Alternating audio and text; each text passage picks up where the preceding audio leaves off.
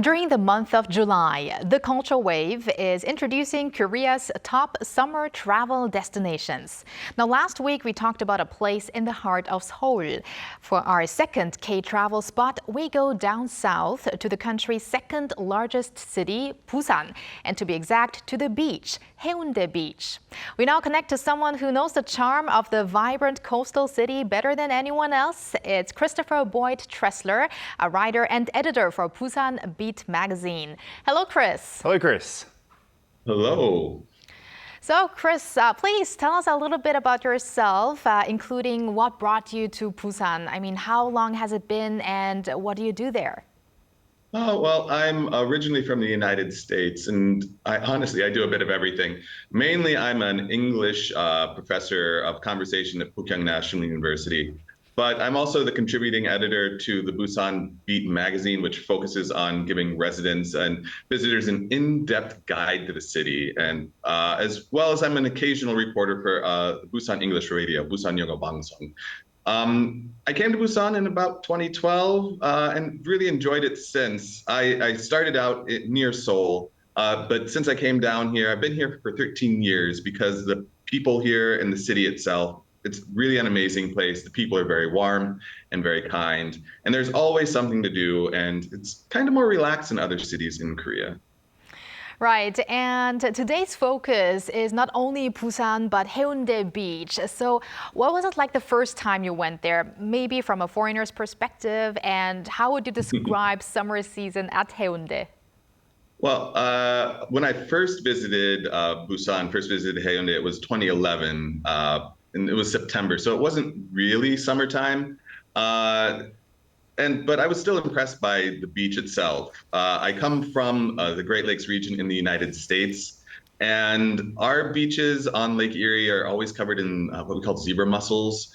So you can't walk barefoot. After moving to Busan and getting to experience the summertime in Haeundae, I was really impressed by the atmosphere. In my hometown, there are very few places to play carnival games and only a handful of places to grab ice cream. But there's so many near the beach here. And I was really impressed by just how to do it, how to get out of the beach. It's just steps away from the beach, and you can do it all year round. And I was honestly impressed. Now, summer in Haeundae is always super busy. The number of people that come down to visit is truly amazing to me. I grew up in a small town, so seeing more people on the beach in Haeundae that live in my hometown was shocking the first time I saw it. But also there's so much to do on the beach apart from just sunbathing and swimming. There are different water sports you can do. You can see all the people in their tubes.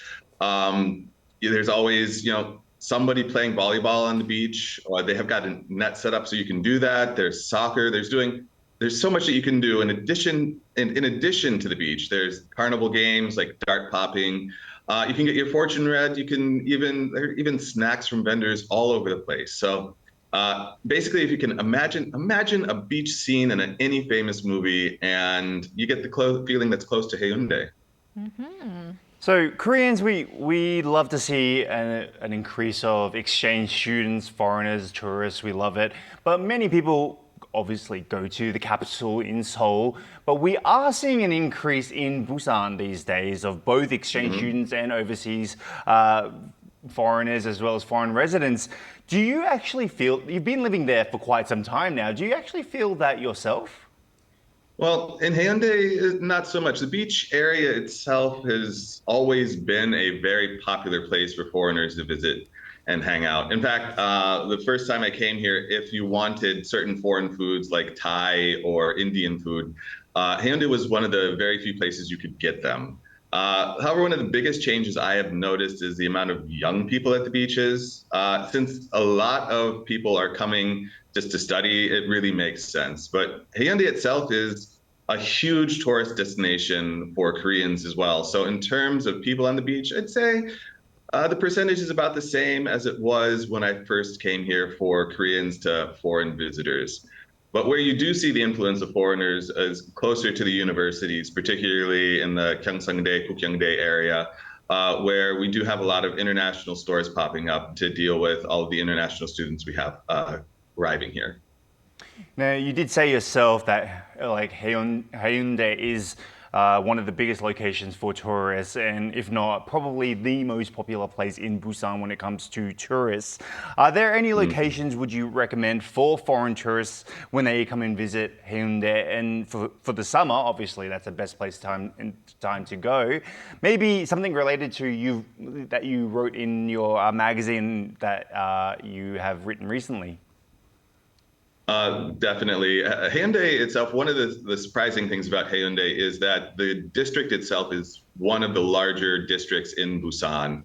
But as far as what to do there in the summertime, you definitely have to hit up the beach. But once you've grown tired of the sun and the sand, there's always lots of other things to do. There's the Haeundae Blue Line Park, which is a great option. It's a train line that connects Mipo to Seongjang Beach, which Mipo is on the northwest end of Haeundae. It takes you along the old rail line that used to connect coastal cities before it was replaced. You can also walk the trail if you're feeling up to it. It's about 4.8 kilometers.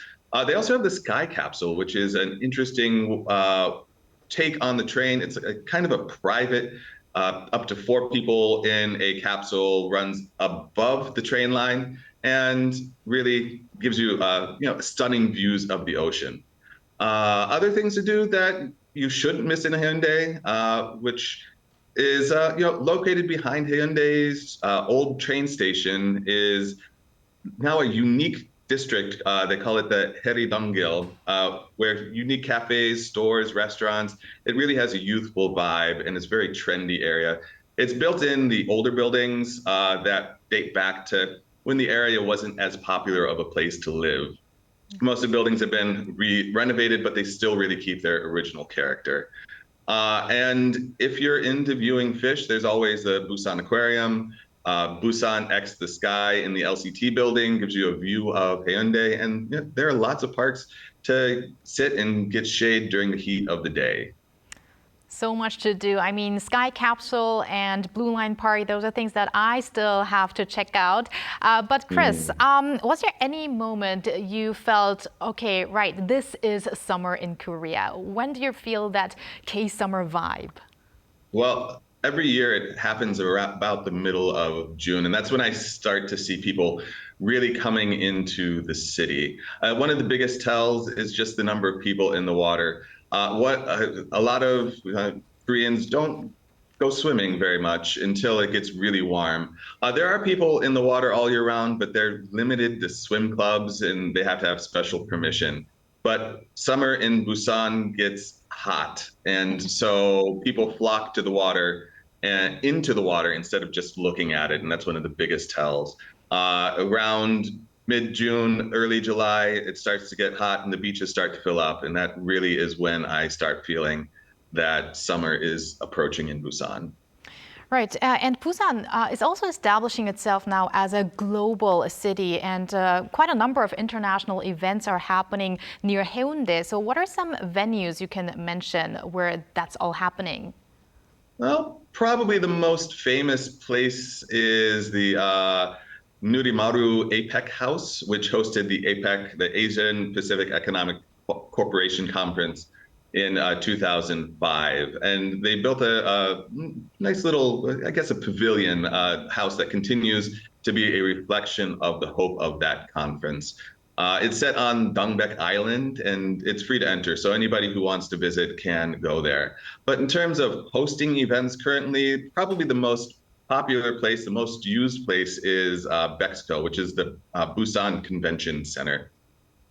Now, right. Bexco hosts so many events that it's really hard to give you a number. I'd say something happens there every week, and a lot of the conferences do end up being international in focus. They attract conferences from all over the world, and I guess there are other places in Haeundae, like the Asian Culture House in Jongsan area, which is dedicated to sharing Asian culture with Korea and the rest of the world. So those are some places that really help promote Busan as an international place. I have to agree to that, because whenever I host an international event outside of Seoul, most of it happens in Busan these days. Right, exactly. And for me, I've been to Busan numerous times, and For me personally, I always go for the food.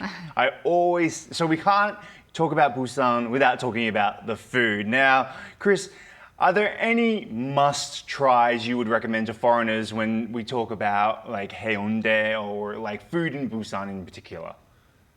Oh, definitely. Busan has a unique food culture because of its refugee city status. Like we've got like Daejigukbap and Milmyeon that came from like the reminiscences of the Korean War with the refugees coming down here. So there's even this debate between which one is better, Daejigukbap or Milmyeon.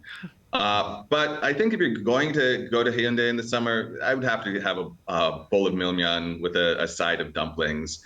There's a traditional market right next to the beach. Pick up some shike, some ice cream, as well as seafood. They especially sell really good eel. But if you're looking for something a little more trendy, there's Delmaji Hill, which is the Muntan Road, which has a lot of many trendy cafes to check out, as well as taking in a view of the ocean while you're doing it. Or you can go to the Haeundae. Also, all of the one-star Michelin restaurants are in Haeundae. So if you're up to some fine dining, you can give that a shot. There's lots of good Indian restaurants, as I said, between the subway station and the beach. But I really think that if I had to pick just one food that represents Haeundae and Busan, it would be Milmyeon. I think that the history of the refugee city and the ingenuity that the city's grandparents had to recreate their favorite dishes with strange ingredients really shows how the resilience of the city. And I also have to mention bokguk or puffer fish soup, Yes, is it? I've had that. It's Right, really so much to eat in Busan. Now, our final question to you, Chris. If you had a friend or a family member visit you in Busan right now, but in Haeundae for just one day, and you would have to set up a course, very briefly, how would that day look like? Oh, that's a tough question. That's a really good question. There's so much to do in Haeundae that it's really hard to just limit it to like one day. But if I had somebody come and they weren't wanting to go to the beach, the one-day course I would start with along the beach by taking the Blue Line Park, the capsule train to Cheongsapo, and then walking to the Daridal Observatory, which has a glass walkway over the ocean. Then I take the Blue Line Park back to Mipo, spend the rest of the morning on the beach before grabbing some lunch. Then we spend the afternoon walking on the clay trail in the Sangnim Park, and then checking out the APEC House and resting in the Dongbek Island to avoid the heat of the afternoon. If they like shopping, I would take them on a quick trip to Centum City area of Haeundae, check out the largest department store in the world, as well as the Busan Cinema Center, and check out the Museum 1 to see their multimedia art exhibits before returning to the beach area and catching the sunset at the top of the LCT Tower at Busan X the Sky, and basically watching the sunset there and getting a cup of coffee at the highest cafe in Busan. Wow. Walter, did you get that all down? Yeah, I made sure to get at least the first half down. Okay. Well, thank you, Chris, for all those great tips and sharing the Haeundae vibe with us today, and have a great summer. Thank you very much, and have a good one as well. Thanks. And thank you, Walter, for always sharing the great Culture Wave vibes here on the program. And Yes. we'll see you back tomorrow. Let's go to Busan. Okay, let's do so.